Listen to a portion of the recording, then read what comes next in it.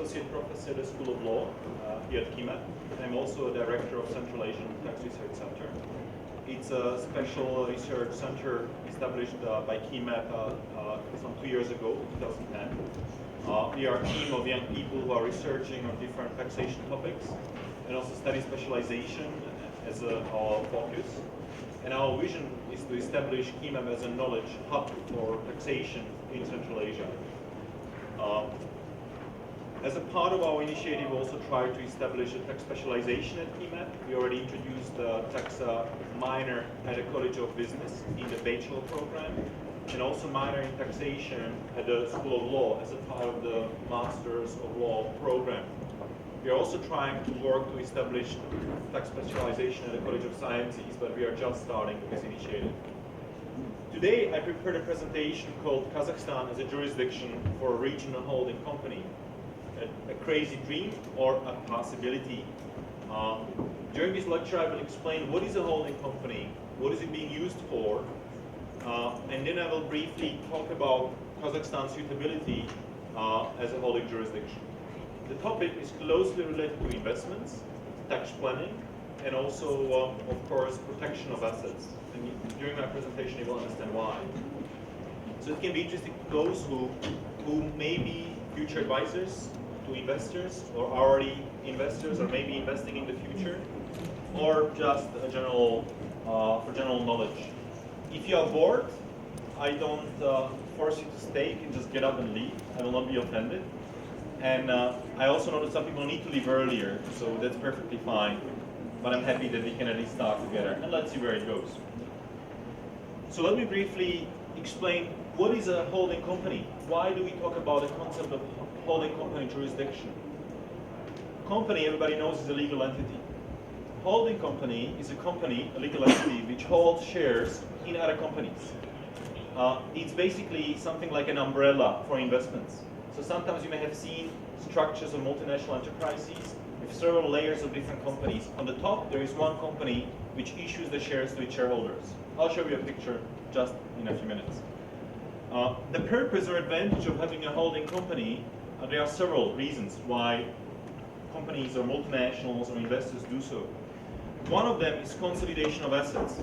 Imagine a regular businessman. He starts one business today, repairing cars. Tomorrow he opens new business. He imports and sells cars. And then he does completely different business, and he'll be selling food products. Different types of businesses, and he's personal owner of all of those assets. Consolidation of business assets under a holding company would mean that there is one legal entity which owns all of those businesses. So that is the consolidation of assets under one umbrella. This can be also the case for accounting purposes. If he will go to the bank and will try to get a loan, he will have 3 different balance sheets. If he puts it under one holding company, he'll bring one balance sheet of much bigger value. He'll be able to take a loan of a much bigger amount and at lower interest because they will see it's much bigger business. Also, it may have advantages of the nature of corporate governance. Corporate governance is controlling companies, making decisions. If he has 3 different companies, he needs to have 3 different directors. Commercial law may have restrictions in how many companies you can be a director. If he will put things under one holding company, from one point he can basically manage and control the whole corporate structure. As I mentioned, yes? As I mentioned, there is also an advantage of asset protection. What happened just actually today, I got an email from one of our partners. It's a publishing house here in Almaty. They are publishing magazines and actually also some of our articles of our team. They basically asked the question, Thomas, can we do anything with this situation? Their publishing house bought half of the house. That house was basically officially assigned on them. They became legal owner of that house. Suddenly, after 6 years of their ownership, somebody came and said, that house is actually ours. Give it back to us. They said, no, look, there is a proper document, we bought it. Nevertheless, they took them to the court, and through the court procedures, somehow it happened that the courts assigned ownership to the other company. They kicked out this printing house of the property because there was some unsettled dispute. But what they found out, that dispute was actually settled with a settlement. Everything was in order. But because of the court's procedures and some corruption in the process, what happened, they lost the building. Okay? It can happen if you're a Kazakhstani investor. If you're a foreign investor, you are protected by bilateral investment agreements. If you have a holding company abroad which owns the asset in Kazakhstan, if something like this happens, you, apart from going through the court procedures, you can also access international arbitration. This company went through all the court procedures, all the way to Supreme Court, but they lost it because there was somebody very strongly politically connected. They cannot do anything in the frame of the court procedures in Kazakhstan. The only chance they would have if they can access arbitration procedure. But it is close to them because they're a Kazakhstani investor, they are not a foreign investor. The holding company, if based in a foreign country, will give you additional protection based on its bilateral investment agreements. And there are many cases also against Kazakhstan today when the foreign investors claim that something has went wrong. Now the case is taken away from Kazakhstan courts and is given to independent arbitration tribunals. It's independent individuals who have nothing to do with the country who will assess the case on objective reasons. In this case of the publishing house, they don't have a chance because it was a Kazakhstani investor and there is no such a protection outside of the Kazakhstani domestic law. Actually, the most important benefit why companies like holding companies are being set up are the tax benefits. Those tax benefits arise from tax treaties and from the domestic law, and I will show you briefly how it works. So let's look here at an example of a situation. A normal business which is not even structured as a holding business would be a number of different companies in different countries. So let's say successful middle-aged businessman set up businesses not only in Kazakhstan but different countries in our region. He owns all of them individually. Now he would like to go and maybe access international markets for listing a company on a Hong Kong stock exchange. To list a company on a Hong Kong stock exchange, you need to set up a Hong Kong company. Or company should be recognized by the Hong Kong Stock Exchange. Could be UK, could be Cyprus, could be other jurisdictions. Let's say he will be recommended to use a Hong Kong company because it's the easiest to issue the shares for his group. By issuing the shares, he can sell those shares on a stock exchange, get much more capital to be able to develop the rest of the business. But if he does nothing, and if he keeps that Cyprus company, Hong Kong company, to be that listing vehicle, there is a number of problems arising from our jurisdictions in Central Asia. One of them is withholding tax. As you can see on a picture, there is a 20% withholding tax from almost every jurisdiction in our region if you dividend the money out. It means that on every $100 which would go out, the 20% will be lost on taxation. Let's look what may happen if there will be a holding jurisdiction interposed between the Hong Kong company and the assets in Central Asia. In other words, he will put all the shares of those companies into ownership of the Austrian company or other holding jurisdiction. He makes a contribution into equity. The shares as an asset is put into a company. Now this company is the owner. It's not him anymore. Okay? He will be somewhere at the top of the structure, not even seen on a picture. These companies are basically the same as here, but now they are owned under one company, a holding jurisdiction or holding company jurisdiction. Okay? Now what happens, based on a tax treaty between Kazakhstan and Austria, suddenly the 20% withholding tax is only 5%. That is thanks to the Kazakhstani and Austrian tax treaty. Austria will then exempt the dividends. There is no taxation in Austria because they have a special rule, exemption. Dividend coming from outside under certain conditions is exempt, so no taxation of dividend. And then from Austria to Hong Kong or Cyprus, 0% withholding tax. Again, either based on Hong Kong-Austria tax treaty, which was just concluded last year, or based on a parent subsidiary directive, which is a special European rule, because Cyprus and Austria are in the European Union. There is no taxation of dividends in the EU. There you are. Instead of paying 20%, you paid only 5% of tax. Okay? On $100, it's not such a big amount, but imagine it's $10 million that you dividend out. From that, 20% is 20 million, 5% is only 5 million. You saved $15 million by having a holding company. Okay? So that is an example of a tax benefit of using a holding company. Now, why did I choose that topic as a topic for today? On one hand, there is clear benefit for the taxpayers. They pay less tax. Why would any country want to be a holding jurisdiction? What is the benefit for them? And actually, I will list some countries for you so you know which countries are being used as holding jurisdictions. You saw already Austria mentioned before, Netherlands, Switzerland, UK is becoming a holding jurisdiction. Of course, Cyprus I mentioned, Luxembourg. Okay, all of these countries are in Europe, very developed countries, but they want to be a holding jurisdiction. They want to be allowing these tax benefits. In Asia, it's Singapore, it's Hong Kong. Malaysia is trying to become a holding jurisdiction. Why do they do it? Here are some of the reasons. It's creation of white-collar jobs. You can either try to compete as a country to create blue-collar jobs, offer cheap labor like China or India can do, but they have a huge population. We are a big country but very little population, and everybody wants to get a great salary. Hardly anybody wants to do blue-collar job. Everybody wants to be a director, everybody wants to be a boss, or lawyer, or accountant. Okay? Answer is, become a holding jurisdiction. Because what happens, you need jobs, or need people who will actually create those companies. So you need lawyers, you need notaries, you need people who will maintain those companies and keep accounts and records. So you need, again, lawyers, you need accountants, you need corporate secretaries, you need directors, those bosses with cravats. Huh? Then also you need auditors because the financial statements need to be audited, and you need tax advisors who will explain how all of this works. Bankers who need to move money.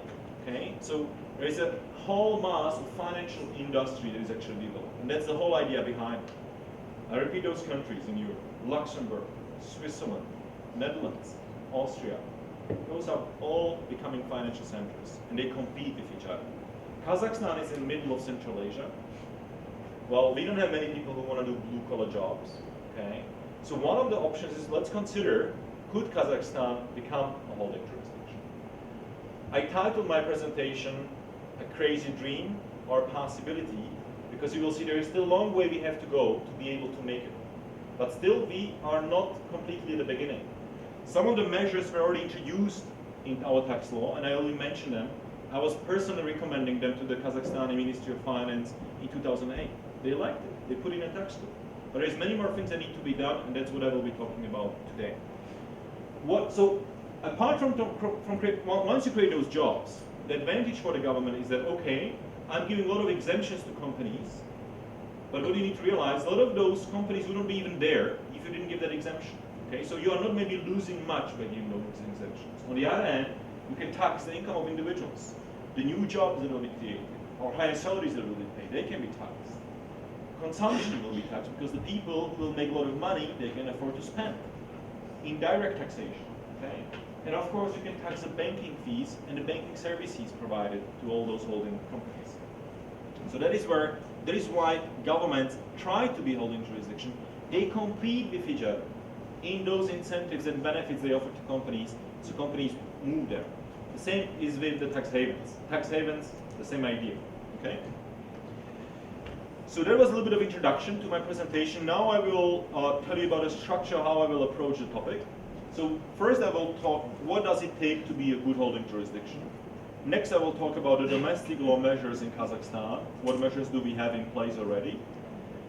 I will briefly show you the issues about a Kazakhstani tax treaty network. I will then look in a much broader picture what is happening with the Central Asian tax treaties and the network. And of course, on what are those benefits that are available. So what does it take to become a good holding jurisdiction? There are some critical factors. Political and legal stability. You would not put a holding company in a country where there is a revolution every year. Okay? Development of law. You want that law to be stable and developed and not changing all the time. Reliable, rule of law, enforceable. Accounting requirements should be of a certain standard and, if possible, flexible, allowing you to use the same standards for your whole corporate group. Because if you have to do different accounting in different countries, that will be a headache. Availability of material and financial assistance, of state support, if possible. On the other hand, there is tax considerations. I'll explain them in a little bit more detail just on the next slide, but I will at least spell them out for you. So we'll be looking for a country with a low corporate income tax, deductibility of interest, and I will explain why just in a second. Lack or no anti-avoidance measures, or ideally not very powerful. I will explain what does it mean. No withholding tax or low withholding tax thanks to tax treaties, and also, if possible, participation exemption for gains and dividends. Let me go a little bit more detail on that. So, low corporate income tax rate. Why? If this company is supposed to hold on the shares, it will be still receiving some types of income. For example, interest income can be coming in, or services, management services charged to subsidiaries. You don't want to have a very high tax rate because it will mean high tax costs. So that's why countries which are holding jurisdictions, they try to keep reasonably low tax rates, or they have special exemptions. Deductibility of interest. Why? Because if you will have a holding company, it will be providing financing to its subsidiaries. The financing may still not come from their own pocket. They may need to access the financing on a stock exchange, issuing bonds. Okay. So on top, it was a Hong Kong company. The Hong Kong company may issue either shares or bonds.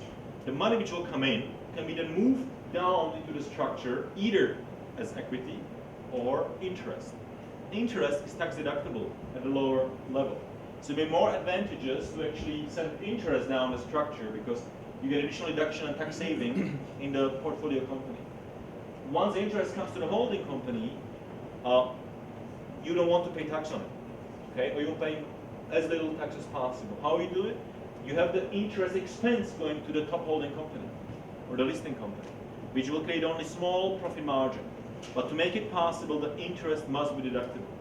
If there is restrictions on how much interest you can deduct, that will create a problem for the company in terms of the volume of interest it can charge to its subsidiaries and pay lower effective tax rate. Anti-avoidance measures. Those are special measures which are developed to limit tax planning and tax avoidance. If the country will have strong tax avoidance measures, it may be actually counterproductive because it will scare away those who would like to set up the holding company. So ideally there are no anti-avoidance measures, or if they are mainly formal. They are not fully enforced. There should be either no withholding tax, because withholding tax will be on the outbound. So you have two terms: inbound, money coming in; outbound, money coming out. Okay. So ideally no withholding tax on the outbound payments, because again you would lose the money if you didn't lose it here, you will lose it on the top. So it wouldn't work. So it must be little or tax here, no taxation at the level of the holding company, and ideally no tax coming out on the outbound payment. And that will be types of income. The types of income the holding company normally would earn would be dividend, interest, royalty, and services. So ideally, no withholding tax or very low. If I would put the Netherlands, for example, Netherlands charges no withholding tax on services, no withholding tax on interest, no withholding tax on royalty. Okay, it's ideal. The only withholding tax is dividend. That is an issue still that needs to be handled with if you are using Netherlands as a holding jurisdiction.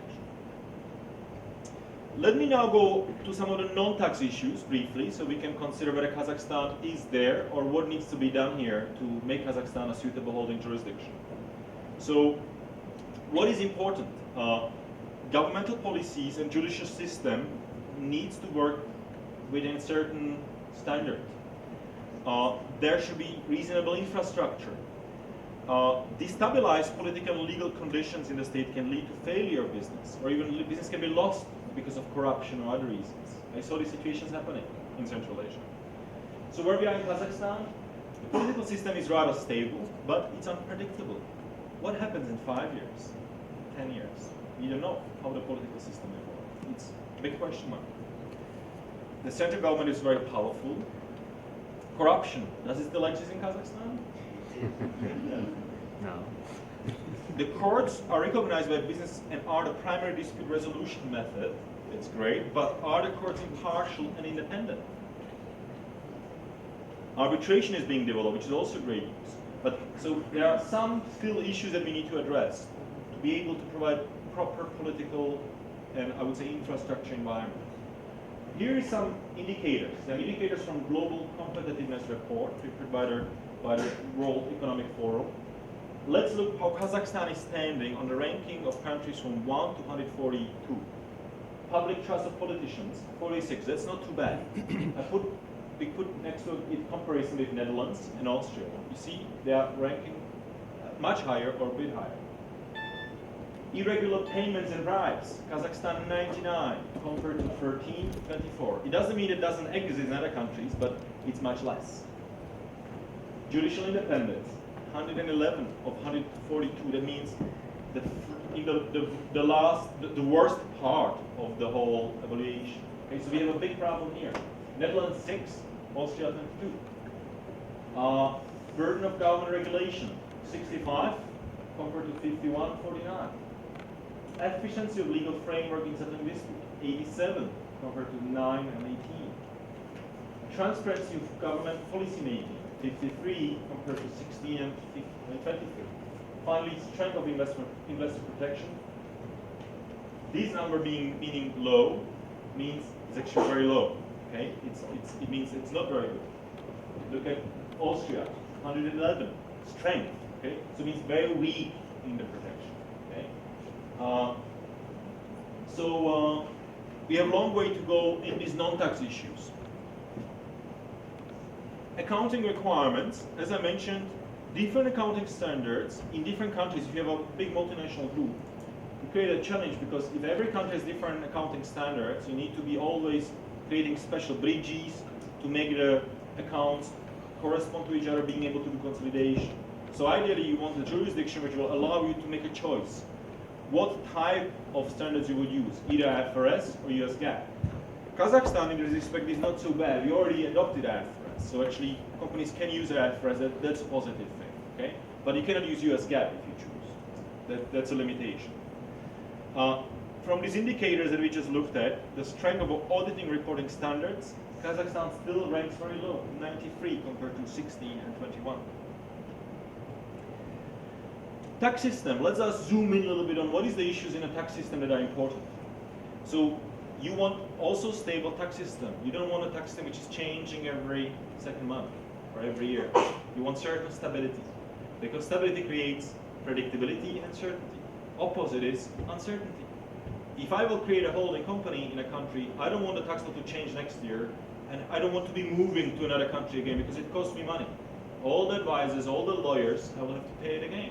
Okay, so when someone is making a choice for a holding company, it should be a stable environment, not constantly changing, also including tax system.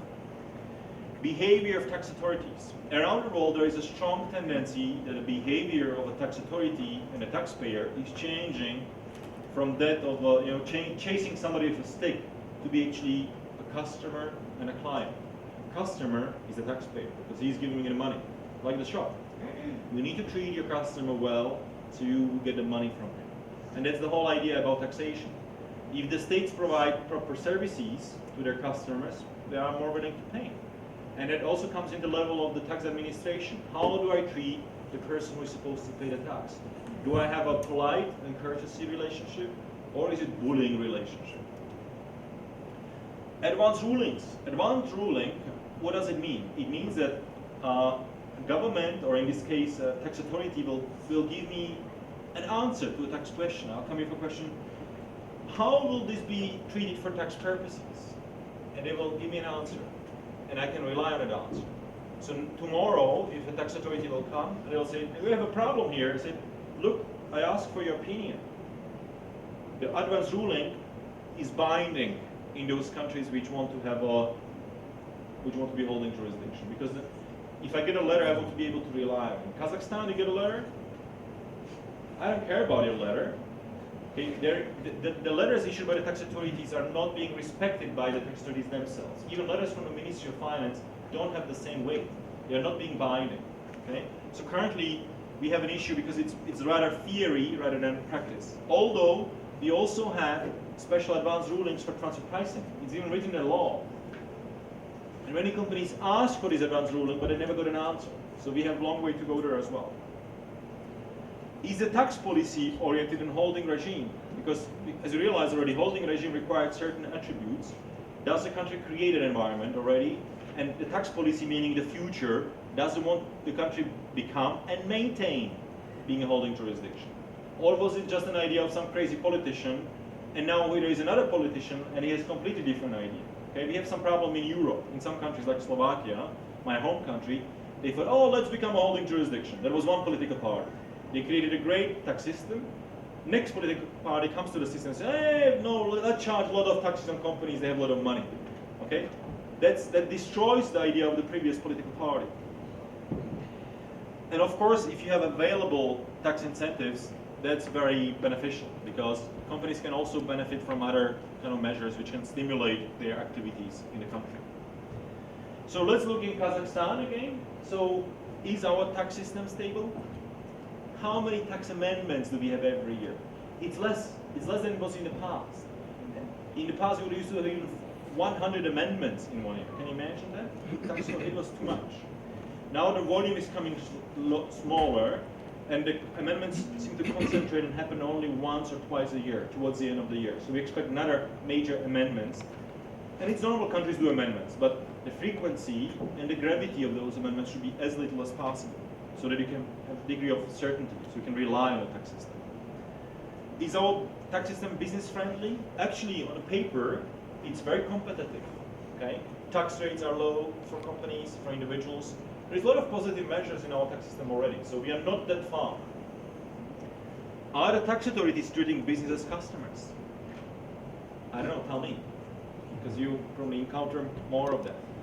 I think in some cases, yes. Many tax officials I meet, they are very cultivated, very educated people.